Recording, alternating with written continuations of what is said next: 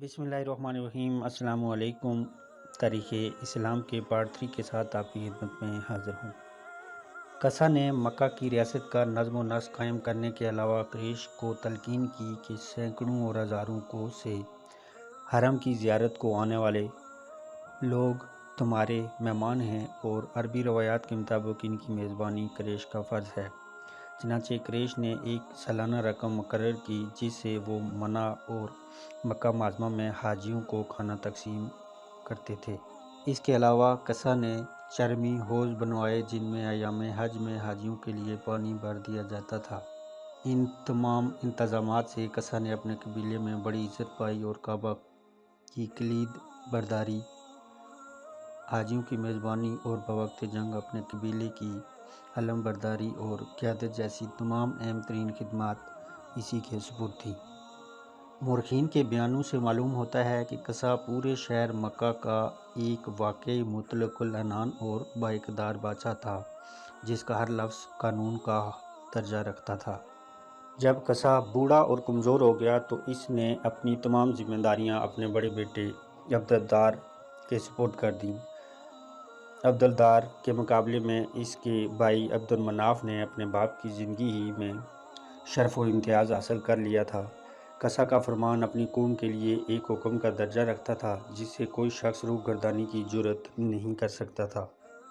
قصہ کی وفات کے بعد مکے کا سردار اس کا فرزند عبدالمناف مقرر ہوا جو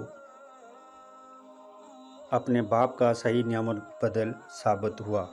اس کے بعد اس کا بیٹا عبدالشمس امارت مکہ پر فائز ہوا جس نے نہ صرف اپنے آبا کے فرائض کو بطریق احسن انجام دیا بلکہ اس کے قوانین و طریقہ کار میں گراں قدر اصلاحات بھی کیں۔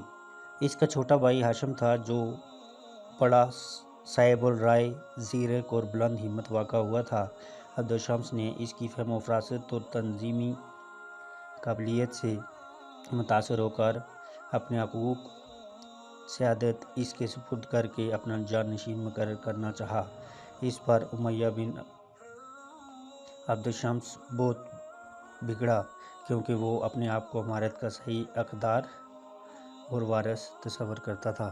اس نے ہاشم کو دعوت مباشرت دی، چنانچہ دونوں کے مابین مقابلہ ہوا جس میں امیہ کو ہزیمت اٹھانا پڑی۔ کو بظاہر اس نے اپنے چاچا ہاشم کی اطاعت و سیادت قبول کر لی لیکن اس کے دل میں اپنے چاچا کے خلاف نفرت و کدورت اور عداوت کا ایک ایسا جذبہ پیدا ہو گیا جو نسل در نسل اولاد میں منتقل ہوتا رہا اور ہاشمی اموی ایک دوسرے کو اپنا حریف سمجھتے رہے حتیٰ کہ قبول اسلام کے بعد بھی اسی نفرت و عداوت کے جذبے نے امویوں اور ہاشمیوں کو ایک دوسرے کے خلاف صف آرا رکھا اور جن کی باہمی رنجشوں اور خون ریزیوں کے واقعات سے تاریخ اسلام کے اوراق بھرے پڑے ہیں۔ قصہ کی وفات کے بعد اس کا فرزند اکبر عبدالدار قریش کی مسند سرداری پر مطمئن ہوا لیکن وہ زیادہ قابل نہ تھا، اس لیے قریش نے اس کے دوسرے بھائی عبدالمناف کو سردار بنا لیا۔ عبدالمناف کے 4 بیٹے تھے، عبدالشمس، مطلب، ہاشم اور نوفل۔ انہیں سقیہ یعنی حاجیوں کی مہمانداری اور رفادہ یعنی نادار حاجیوں کی مالی امداد کرنے کے لیے 2 قابل عزت منصب ملے۔ چونکہ ہاشم اپنے بڑے بھائیوں میں سب سے قابل تھا اس لیے ان 2 منصوبوں کا سارا فرض انہی نے سنبھال لیا۔ ہاشم نے حاجیوں کی میزبانی اور پذیرائی کے فرائض کو اس خوبی اور خوش اسلوبی سے سر انجام دیا کہ سب ان کی دانشمندی اور فرش شناسی کے گن گانے لگے۔ چنانچہ ہاشم جلد ہی ایک ہر دل عزیز مہمان نواز مشہور ہو گئے۔ ہاشم کا اصل نام عمرو تھا۔ آپ خاندان بنو ہاشم کے جد امجد اور حضور صلی اللہ علیہ وسلم کے پردادا تھے۔ کہتے ہیں ہاشم وہ پہلا شخص ہے جس نے ایک مرتبہ قید کے دوران غریبوں کو دل کھول کر امداد کی اور مکہ مکرمہ میں لوگوں کو ثرید کھلایا۔ چونکہ اس نے روٹی کو توڑ کر ثرید کھلایا اس لیے ہاشم کہلایا۔ قریش کے یا عرب کے کسی شاعر نے کہا ہے، ہاشم ہی وہ شخص ہے جس نے روٹی چرا کر ثرید اپنی اس قوم کو کھلایا جو مکے میں قید زدہ اور دبلی پتلی ہو گئی تھی۔ ہاشم کو اپنی ثقافت اور شرافت کے سبب عرب بھر میں مقبولیت حاصل ہو گئی۔ اس نے زائرین حج کے لیے پانی جمع کرنے کے لیے چمڑے کی بہت سی مشقیں بنوائیں۔ بقول ابن اسحاق، ہاشم پہلا شخص ہے جس نے قریش کے لیے سال بھر میں 2 مرتبہ سفر کرنے کا دستور جاری کیا، اطراف شام موسم گرما میں اور اطراف یمن موسم سرما میں۔ ہاشم بڑا دور اندیش اور اپنی قوم کا خیر خواہ تھا۔ خود روم اور شام کے درباروں میں پہنچا اور قریش کے تجارتی قافلوں کے لیے خاص تجارتی مہارت حاصل کی۔ اس سے قریش کی تجارت خوب چمک اٹھی۔ ایک مرتبہ ہاشم کچھ مال تجارت لے کر ملک شام کی طرف روانہ ہوئے۔ راستے میں اسے مدینے کے مقام پر قبیلہ عدی بن نجار کے سردار عمر خزرجی کے ہاں قیام کرنے کا اتفاق ہوا۔ عمر کی بیٹی سلمہ نہایت خوبصورت لڑکی تھی۔ ہاشم نے اس کا حسن و جمال دیکھ کر نکاح کا پیام دیا اور عمر خزرجی نے ہاشم کو اس شرط پر اپنا داماد بنانا منظور کیا کہ سلمہ اپنے ذاتی امور میں خود مختار ہوگی، اس کے بال بچہ یہیں مدینے میں پیدا ہوں۔ چنانچہ شادی کے بعد اور سفر شام سے واپسی پر ہاشم اپنی بیوی کو مکہ لے آئے۔ جب سلمہ کے ہاں بچہ پیدا ہونے والا ہوا تو ہاشم شرط کی وجہ سے سلمہ کو مدینے پہنچا کر خود ملک شام کو تجارت کی غرض سے نکل گئے۔ لیکن افسوس، اسی سفر کے دوران غزہ یعنی موجودہ فلسطین کے مقام پر ہاشم کا 20 یا 25 برس کی عمر میں عین زمانہ شباب میں انتقال ہو گیا۔ ادھر مدینہ میں سلمہ کے بطن سے ہاشم کے بعد لڑکا پیدا ہوا جس کا نام شیبہ رکھا گیا اور اس ہونہار یتیم بچے نے اپنے ننیال کے ہاں پرورش پائی۔ ہاشم کی وفات کے بعد اس کا بھائی مطلب بن عبد مناف قریش کی سیادت پر براجمان ہوا۔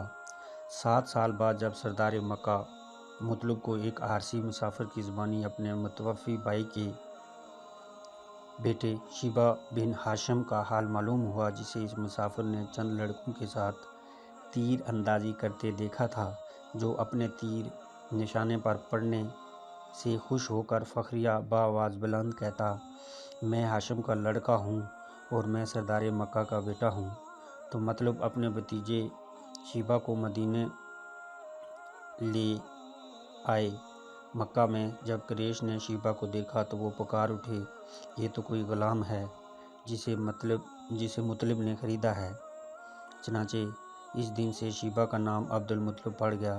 یہی عبد المطلب بن ہاشم ہمارے رسول اکرم صلی اللہ علیہ وآلہ وسلم کے دادا تھے۔ عبد المطلب اپنے چاچا کی وفات کے بعد مکہ کی تولیت کے منصب پر فائز ہوئے۔ آپ شروع ہی سے وجیہ اور عالی وقار تھے۔ دانش مندی اور قابلیت میں اپنے سارے خاندان میں ممتاز اور منفرد شخصیت کے حامل تھے۔ عبد المطلب کی زندگی کا عظیم کارنامہ یہ ہے کہ چائے زمزم جو ایک مدت سے اٹا پڑا تھا، بے نام و نشاں ہو کر لوگوں کی نگاہوں سے مخفی ہو چکا تھا۔ انہوں نے اس کا پتہ لگایا اور کھدوا کر نئے سرے سے جاری کرایا۔ اس اقدام سے عبد المطلب کی عزت و نیک نامی میں بہت اضافہ ہوا۔ عبد المطلب کے 12 بیٹے تھے۔ ایک بار انہوں نے منت مانی کہ اگر میرے 10 لڑکے ہوئے اور وہ سارے حد بلوغ تک پہنچ کر میری قوت بازو بنے تو ان میں سے ایک بیٹے کو خدا کی راہ میں قربان کروں گا۔ خدا نے ان کی یہ آرزو بھی پوری کر دی، تو انہوں نے حرم میں جا کر بیٹوں پر کریا ڈالا۔ کریا حضرت عبداللہ کے نام نکلا، جو عبد المطلب کے سب سے پیارے بیٹے تھے۔ تاہم وہ انہیں قربانی کے لیے لے چلے تو قریش کے سرداروں نے انہیں عبداللہ کی قربانی سے روکا۔ مغیرہ بن عبداللہ مخزومی نے اس بارے میں عرافہ سے مشورے کی تجویز کی۔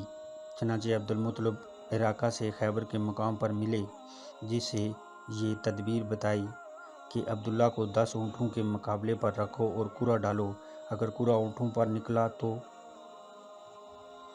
فیبہ، ورنہ اونٹوں کی تعداد میں 10 کا اضافہ کرتے جاؤ، یہاں تک کہ کورا اونٹوں پر نکل آئے، تب اونٹوں کو ذبح کر ڈالو۔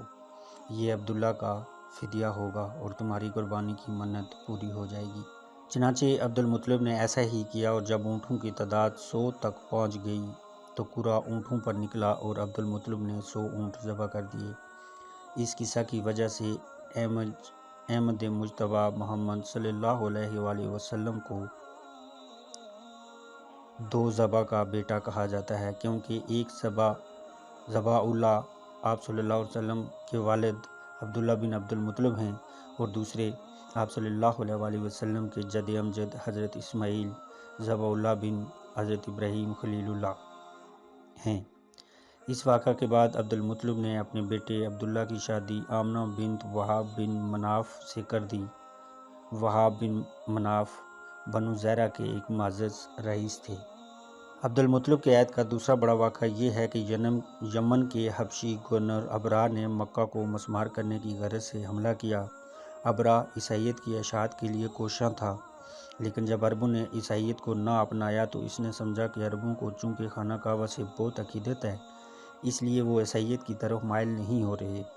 اس پر اس نے اپنے مرکز حکومت صنعاء میں ایک عالی شان گرجا تعمیر کروایا تاکہ عرب کعبہ کا خیال چھوڑ کر اس گرجا کا حج کیا کریں، لیکن ابرہہ کی یہ خواہش پوری نہ ہوئی، اور جب عربوں کے دلوں سے کعبہ کی عظمت کو مٹانے میں بری طرح ناکام ہوا تو طیش میں آ کر اس نے کعبہ کو مسمار کرنے کا منصوبہ بنایا، نعوذ باللہ۔ چنانچہ وہ 60,000 کا لشکر لے کر، جس کے ساتھ ہاتھی بھی تھے، مکہ پر حملہ آور ہوا۔ قریش ابرہہ کے لشکر کو دیکھ کر بہت پریشان ہوئے۔ عبد المطلب کے اونٹ ابرہہ کے فوجی ہانک کر لے گئے۔ عبد المطلب خود ابرہہ کے پاس پہنچے۔ وہ ان کی وضاحت، شرافت اور طرز گفتگو سے بہت خوش ہوا۔ پوچھا کس غرض سے آئے ہیں؟ جواب دیا میرے اونٹ فوج نے پکڑ لیے ہیں، وہ واپس دلا دیجیے۔ ابرہہ بولا میں تمہارے کعبہ کو ڈھانے آیا ہوں، اس کا خیال نہ کیا۔ عبد المطلب نے بے پرواہی سے کہا میں اونٹوں کا مالک ہوں اور اس پاک گھر یعنی خانہ کعبہ کا بھی ایک مالک ہے، وہ خود اس کی حفاظت کرے گا۔ دوستو، یہ تھا آج کا پروگرام۔ انشاءاللہ اگلے حصے کے ساتھ پھر آپ کی خدمت میں حاضر ہوں گا۔ اپنا بہت خیال رکھیے گا۔ اللہ حافظ۔